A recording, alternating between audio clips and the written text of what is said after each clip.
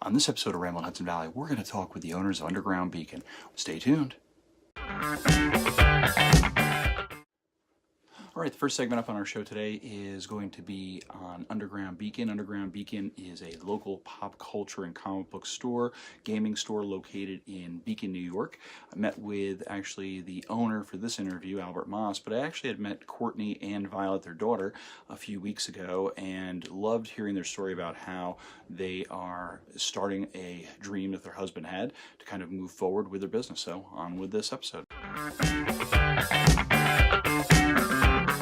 I'm in downtown Beacon, just getting ready to hit Main Street. It is snowing out like a bandit. Main Street, right on in. Here we go.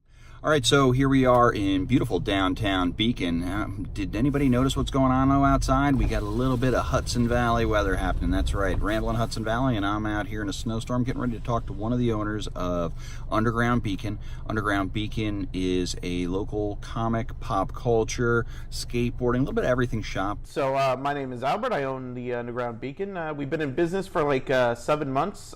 It's a lifelong dream that finally came through, and it came through at the same time as my baby. It's two kids at the same time, basically. Hey everybody, welcome to Ramblin Hudson Valley. Today we are going to be speaking with one of the owners of Underground Beacon. This is Albert Moss. Hey, how's it going? And we're going to talk about his journey as well as his wife's, what they're building here in Beacon, and seeing what really the community is opening up to them. You know, because again, Beacon itself is a resurgence, and a comic book, pop culture, and gaming place is a place where families can get together, people can be involved as far as a community. Tell us a little bit about your journey, at least getting to this point. Well, I came up with this idea. This is a long-time dream. So I came up with this idea years and years ago. An idea where I was going to multiple places for different things. So, you know, maybe I was going to the Den or Main Street Comics in Middletown. For my comic books, there used to be this like Japanese style store back in the South Hills Mall. They had like different anime stuff and things like that. But back in the day, you couldn't get anime, was hard to find. Like back in the day, it was hard to get. So I would travel 40 minutes this way, 40 minutes that way, and if I wanted a sword or a knife or something, 40 minutes over there, and anything collectible. All my stuff was all over the place. So I thought of an idea of doing a store, a comic book shop, that had all of it together in one spot. So, but comic books, I mean, here we are, you're in Beacon. First of all, why comic books? Oh, well, this town is awesome when it comes to its resurgence for art. And I'm going to tell you this, I do stuff that most comic shops can't. Because usually, you have one or two types of customers, and that's it. I have every type of customer, and that's a beautiful thing. Thanks, Beacon, for that one. But, comics now, today, there's several different types, right? So you have your classic superhero stories, and those are your core people. I'm one of those guys, right? I think you are, too. Ditto. Yeah. And they sell, and, and they have their own select group of people that will buy them. All right. Now you have what's great about what's going on now is they're learning from manga. See, with manga, which is Japanese-style comic books, there is literally a comic book for whatever the heck you're into. Doesn't matter your political association, your ideology, whatever it is. If you're into cats fighting ninjas, there is a cat fighting ninjas for you, right? If you want to feel ultra good about feminism, there is 20 feminism books just for you. It doesn't matter, and it's beautiful. But now American comics are starting to do the same thing. And here's the thing with that.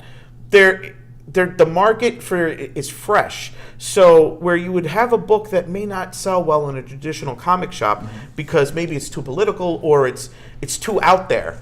And there's not, in Beacon's such a town that there's a wide variety of people that a book that won't do well anywhere else will do phenomenal here. So my philosophy for the toys is I got the collectible stuff for the adults, which is awesome. They're amazing figures, and you just come in and buy some. But for the kids, you're not going to buy your kid a $20 Spider-Man because they're going to break it, or $25 Spider-Man. But I decided, you know, I made sure to have figures and stuff for all ages. So I got like stuff like this in for the littlest kid, you know, and if your kid is into Ninja Turtles, see, these are toys parents don't mind spending money on, kids don't mind getting. And if your kid breaks this, well, you know, he broke this, but you didn't spend 25, 50 bucks on an awesome figure. So that was the balance. I brought in a lot more kid stuff because essentially this is a kid store as well as an adult store. So, all right. So this is the game room. Now we can even add more tables. We have another table in back. Right now you'll see our projector, some games there. A Lost and Found. It's kids. You're constantly leaving your stuff here, but the projector will go on the blank wall. And the philosophy that we have is, when I was looking for a space, was to get a back or a side room for gaming. You know, it's the one thing I always want to focus on at the end of the show is focused on you. And it's really looking at what you're doing. So you live here, you work here, you're building a business here, you're involved in the community. So for that, you know, Ramblin Hudson Valley, I want to thank you. All right. Thank you for what you're doing. You know, again, giving back, that's what's important, building up our Hudson Valley.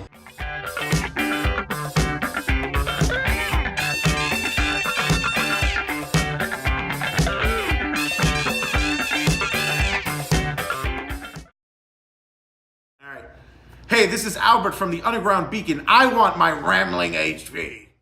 And make sure that you like and subscribe the video on YouTube.